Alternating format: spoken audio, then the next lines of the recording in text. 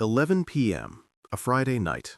The moon, a mere sliver in the velvet sky, casts long, shifting shadows across the sand. A 17-year-old boy, full of the restless energy of youth, suddenly breaks free from his friends. He bolts, a dark silhouette against the deepening night, vanishing down the vast expanse of Emerald Beach. His mates watch him go, a fleeting moment of confusion, perhaps. They expect him to return, a laugh, a triumphant shout. But he doesn't. He never does. The days that followed stretched into weeks, then months, a relentless, agonizing march towards a year. The search was monumental. Helicopters slicing through the air, marine units scouring the coastline, hundreds of volunteers, their faces etched with a grim determination, combing every tangled meter of bushland. Yet, the vast, beautiful wilderness offered nothing in return. Not a shoe, not a single thread, not a whisper of a trace, just an echoing void. But here, in the heart of this silence, is what truly shatters the soul: his mother. She walks that same bushland day after relentless day, a silent ritual of love and desperate hope, tying packages of food and water to the trees, each knot a prayer, a desperate offering, just in case her son, lost and disoriented, might stumble upon them. This is the story of Jacob Partridge. His disappearance defies logic. What unfolded that night simply doesn't make sense. Before we delve into the bewildering circumstances, remember this: Jacob's family is still out there, searching every single day. Cases like this aren't solved in a vacuum. They're cracked when people pay attention, when they share what they know, when they refuse to let a memory fade. So, hit subscribe, turn on those notifications. Let's bring Jacob's story into the light. Jacob Partridge, 17 years old, long brown hair, a medium build, standing about 175 centimeters tall. He called Emerald Beach home, a tranquil surf village 20 kilometers north of Coffs Harbour, nestled on the picturesque New South Wales coast. It's a place plucked from a postcard: golden sandy beaches, winding bush tracks, and a community so tight-knit everyone knows everyone else's name. It is, by all accounts, not the kind of place where people simply vanish. The date was Friday, December 6th, 2024. The air was cool, the late summer night steeped in darkness. Jacob was out with his friends near the beach. Around 11 p.m., the inexplicable happened. Jacob, without a word, without a clear reason, suddenly sprinted down the beach, disappearing into the impenetrable blackness. His friends saw him go. They assumed he'd be back, but the silence that followed was chilling. What Jacob wore that night is more than just a detail. It's a desperate clue. Law enforcement officers are still meticulously searching for any sign of these items. A black and white Vans t-shirt, dark blue jeans, black and white Nike Air Max sandals, and a distinctive black Tennessee hat. Saturday morning, December 7th. The crisp dawn brought no Jacob. Calls to his phone went unanswered. His friends, initially unconcerned, now felt a cold dread creeping in. His family, a knot of worry tightening in their chests, grew frantic. Police would later describe Jacob's behavior as out of character. It's a phrase often used in missing persons cases, a tragic cliché, but here it rings with a profound truth. Running off into the 11 p.m. darkness was simply not something Jacob did. Officers from the Coffs Clarence Police District were notified, and the investigation began in earnest. By Saturday afternoon, one of the most massive multi-agency searches the North Coast had seen in years was officially launched. The response was overwhelming. State Emergency Service volunteers, Rural Fire Service crews, Marine Area Command, Police Rescue, Polaire, the police helicopter, dog units, Marine Rescue. They tore through sand dunes on quad bikes. Ground crews, grim-faced, pushed through dense bushland. Police Marine Command boats patrolled the shimmering waters close to shore. Surf life-saving drones swept the coastline, their cameras peering into every crevice. Helicopters conducted meticulous aerial grid searches, their powerful beams cutting through the vast landscape. But it wasn't just the professionals. The Emerald Beach community surged forward, a tide of collective concern. Kim Satchel remembered the scene on Saturday afternoon. People pouring out, asking how they could help, walking the headlands and the bush tracks. People were really concerned about the boys' welfare, he said, his voice heavy with emotion. And now we are really concerned about the family. Carol McVeiner, another local, echoed the sentiment. The response showed just how tight-knit the community was. I don't personally know the family, but nearly everybody I know seems to know them or has a child that knows the young fellow. Sunday, December 8th. The search continued, a coordinated effort against the relentless tick of the clock. Monday, December 9th. Still nothing. Tuesday, December 10th.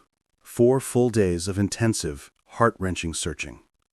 On Tuesday afternoon, the coordinated multi-agency search was officially suspended. But that word, suspended, did not mean given up. Marine Area Command and local police continued to task the area in the following days. Jacob Partridge had not simply vanished, he had been swallowed whole, leaving no trace. So, what exactly happened to Jacob? Let's dissect the knowns and the agonizing unknowns. Family members confirmed Jacob was last seen at Emerald Beach running towards the ocean at 11 p.m. on December 6th. Running. Not swimming, not walking, running. Why? That single piercing question hangs heavy in the air, unanswered. What force, what impulse, what fear or desire would compel a 17-year-old to sprint towards the vast, dark water at that hour? Was he chasing something, fleeing something? Was this a calculated move or a sudden, desperate impulse? No one knows. But the police didn't stop their investigation at that Friday night. They cast a wider net, appealing for anyone who might have seen Jacob in Emerald Beach from 8 p.m. on Saturday, December 7th to come forward. Their investigation stretched beyond his last confirmed sighting, exploring every possibility. Because sometimes people see things, seemingly insignificant at the time, that later prove crucial. Someone might have walked past him, seen him on the road, spotted him hitchhiking and thought nothing of it. This raises a chilling question. Did someone see Jacob alive after that Friday night? The fact that police are specifically inquiring about the following day suggests they are pursuing every lead, every whisper of a possibility, no matter how faint. Multiple reports have surfaced from people who believe they saw Jacob. None are confirmed, yet even unconfirmed sightings offer a fragile shard of hope. They tell the police that Jacob might still be out there. While the official search may have wrapped on December 10th, Jacob's family never, not for a single moment, stopped. By January 2025, more than a month after his disappearance, Jacob's parents, Liza and Rob, were still out there, every single day, relentlessly searching for their son in the sprawling bushlands surrounding Emerald Beach.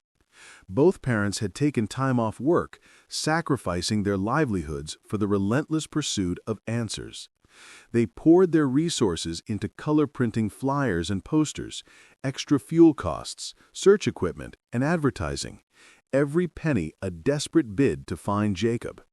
The community, witnessing their unwavering dedication, rallied, setting up a GoFundMe to help with the mounting expenses. When you're searching every day, the costs add up with heartbreaking speed.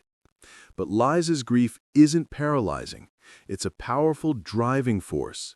In August 2025, nearly 9 months after Jacob vanished, Liza organized a 17-kilometer charity walk during Missing Persons Week. 21 determined souls showed up. In the face of strong winds and driving rain, they walked every single step.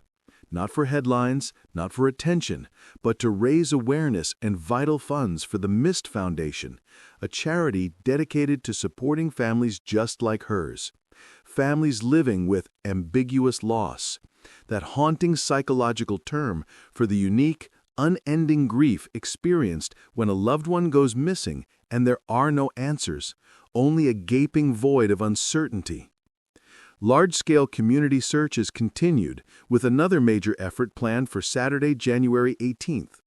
Liza meticulously updates the Find Jacob Partridge Facebook page, organizing and mapping areas for volunteers.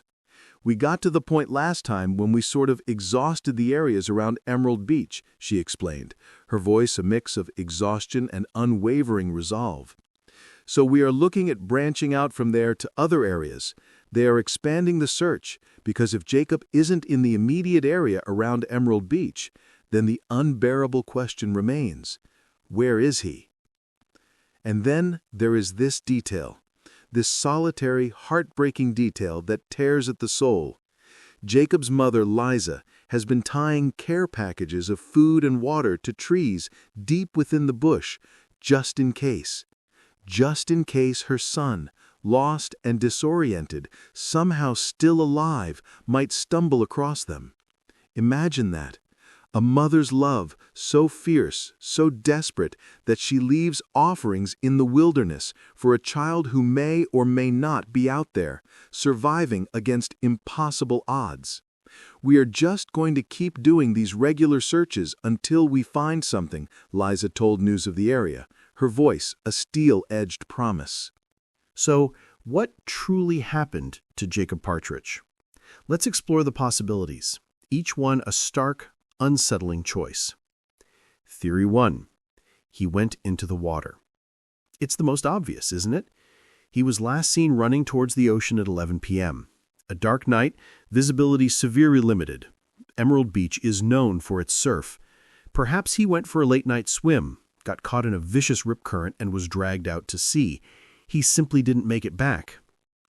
But here's what unravels that theory. Marine Area Command conducted extensive sea searches, police rescue boats, surf life-saving drones, days of relentless coastal patrols. Nothing. No body, no clothing, no distinctive Nike Air Max sandals washing ashore.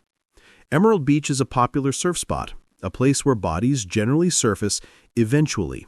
The ocean doesn't keep its secrets forever, not along busy coastlines with regular patrols and beachgoers.